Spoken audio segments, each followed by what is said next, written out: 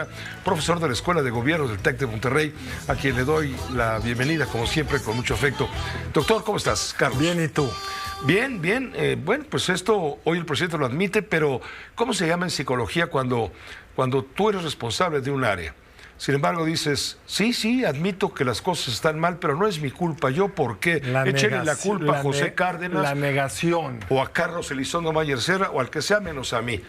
Porque tú me heredaste una porquería de país en términos de descontrol de la violencia. ¿O cómo lo llamarías? ¿Negación? Es la negación típica, es la estrategia que normalmente, Pepe, funciona en el año 1, quizá en el 2. Estamos en el 5.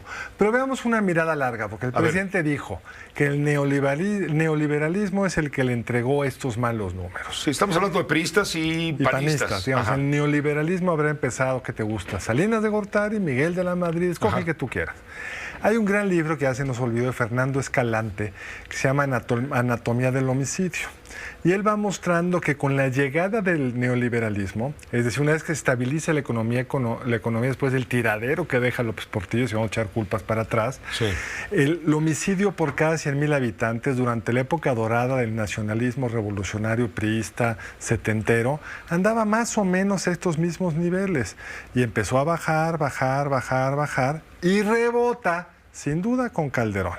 Entonces ya el gran fenómeno del neoliberalismo... Debido a la guerra contra el crimen.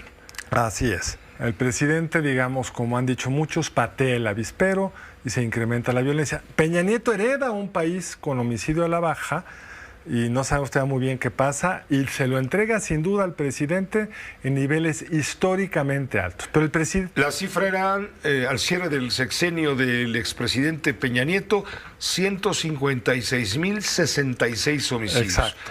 Es noticia hablar de esto porque anteayer se alcanzaron 156,100 y tantos, 40 y tantos más. Hoy... Y faltan 488 días de sexenio. Así es. Hoy ya tenemos el sexenio más violento de la historia en número de homicidios. Pero hoy te dice el presidente de la República, ¿y yo por qué?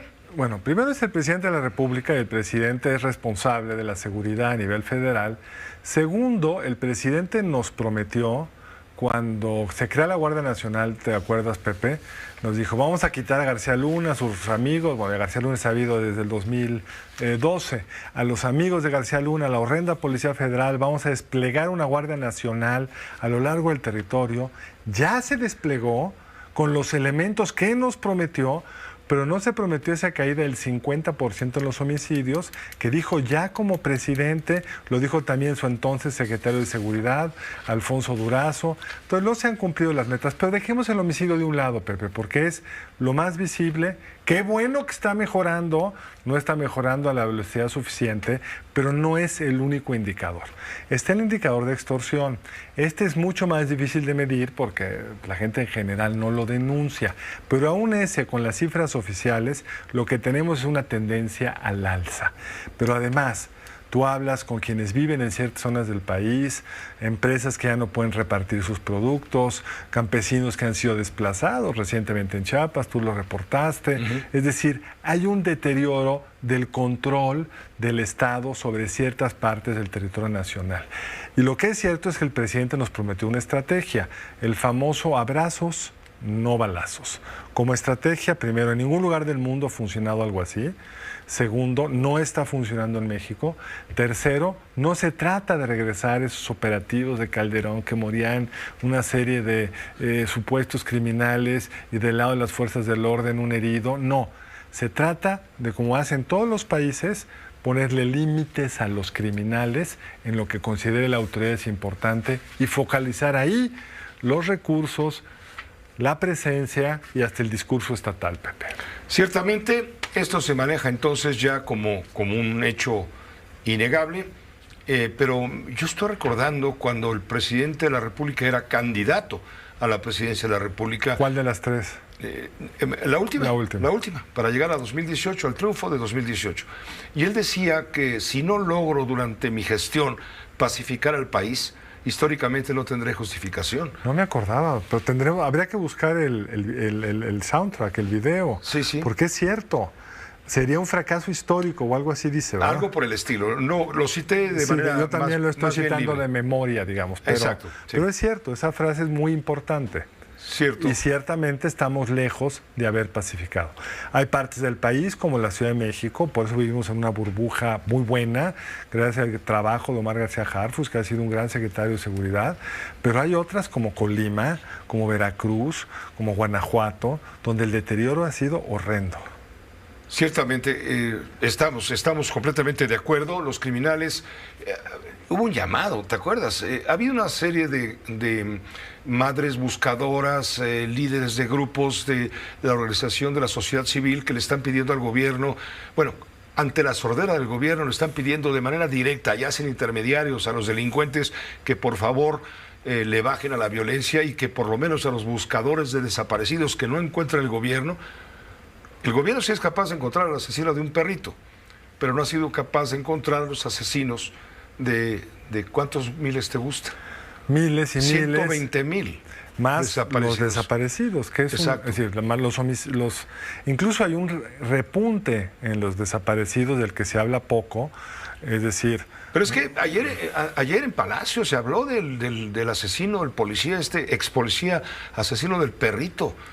Y no se habla del esfuerzo para darle cabida a la demanda legítima de las madres buscadoras de los desaparecidos hace algunos años o en el pasado reciente, y tan no se ha dado cuenta de esto que ellas se ven obligadas a dirigir cartas a los delincuentes para pedirles que por lo menos a ellas no las maten. ¿Te acuerdas que hace poco mataron a una señora que andaba buscando a su hijo perdido hace 2 o 3 años? Eso es una cosa dramática, que el Estado no pueda hacerse cargo de esa tarea y que las víctimas o las madres de las víctimas tengan que pedir permiso a ver si las dejan, y que el presidente responda como respondió, diciendo que hay respeto de los criminales contra los que portan los chalecos morados de Morena, sí, cuando van a hacer sus recorridos. Hasta citó una cosa de que alguien en un retén le reclamó que a mi mamá no le ha llegado el dinero y que luego ya le dieron la información. Pues yo no conozco, Pepe, ningún presidente en el mundo que ante un problema como este responda en este estilo. Y la verdad, parecería que esos señales que manda el gobierno, lejos de haber llevado como el presidente esperaba, que creo que era su tesis, la tesis del avispero, que yo creo que es muy simplona y que la tiene además no solo el presidente, ¿sabes? Es como la visión dominante en la clase política, la tuvo Peña: no te metas mucho, no hagas como Calderón, y el problema va a agarrar su curso. Regresemos a los 70s, donde los criminales estaban por su lado, si se metían en ciertos temas tú los contenías, pero mientras no les pegues, ellos no te peguen de regreso. Pues eso no ha funcionado. Bueno, habrá quienes digan, hay toda una discusión entre los expertos, que el gobierno en el fondo hace lo mismo que antes, mata delincuentes sin proceso, sigue habiendo punitivismo. Yo creo que no es lo mismo que antes, pero lo que no tenemos es una estrategia clara que disuada a los criminales, empezando por los crímenes más odiosos y siguiendo con los otros. Hay una expansión del derecho de piso como no habíamos visto antes en buena parte del territorio nacional. Carlos Elizondo, te agradecemos muchísimo como siempre. Al contrario, Pepe, gracias. Que estés muy bien. Igualmente. Muy buenas noches. Buenas tardes todavía. Buenas noches prácticamente. Va a haber una audiencia. Iba a haber una audiencia por el desplome de la línea. Esta fue una producción de Grupo Fórmula. Encuentra más contenido como este en radioformula.mx.